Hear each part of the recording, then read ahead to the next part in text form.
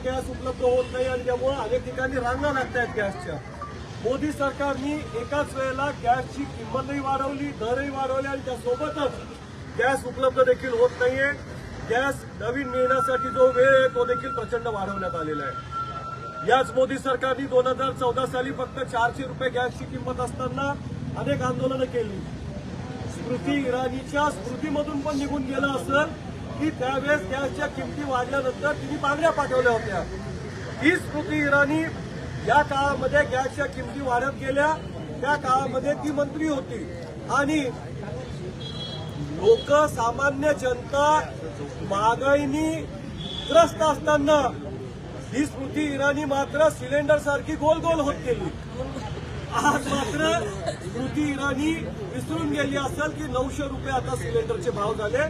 आता आम्ही मागणी करतो की या स्मृती इराणीमध्ये हिंमत जर असेल आणि ती सच्ची जर असेल तर तिनं सध्याच्या पंतप्रधानांना मागण्या पाठवाव्यात। मोदी सरकार सर्व आघाड्यांवर सपशेल अपयशी ठरलेले आहे।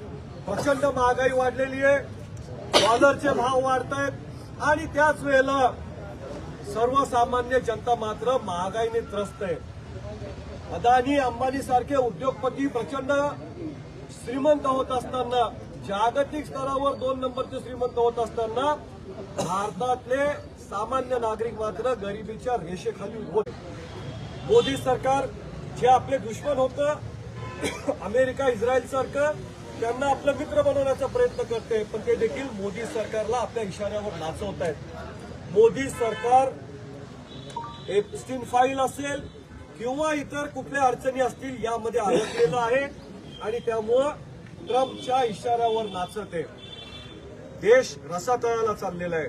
अशा याच्यात काँग्रेस पक्षाच्या वतीनं राहुलजी गांधी असतील देशभर आंदोलनं करत आहेत, देशाला वाचवण्यासाठी जीवापाड प्रयत्न करत आहेत। महाराष्ट्रामध्ये हर्षवर्धन सपकाळ यांच्या नेतृत्वाखाली आज संपूर्ण महाराष्ट्रभर गॅस दरवाढ जी आहे तिच्या विरोधात आंदोलन आहे। गॅस दरवाढीची सर्वाधिक झळ आमच्या लाडक्या बहिणींना या महाराष्ट्रातल्या या देशातल्या त्यांना सगळ्यात आधी बसणार आहे आणि त्यामुळे आज मोठ्या प्रमाणात मायमावल्या देखील या आंदोलनामध्ये सहभागी झालेल्या आहेत। त्यांचा प्रचंड रोष आहे मोदी सरकारवर। आम्ही चिखली शहर तालुका काँग्रेस आणि जिल्हा काँग्रेसच्या वतीने ही मागणी करतोय की तात्काळ गॅसचे दर कमी करावे आणि गॅस तातडीनं उपलब्ध करून द्यावा।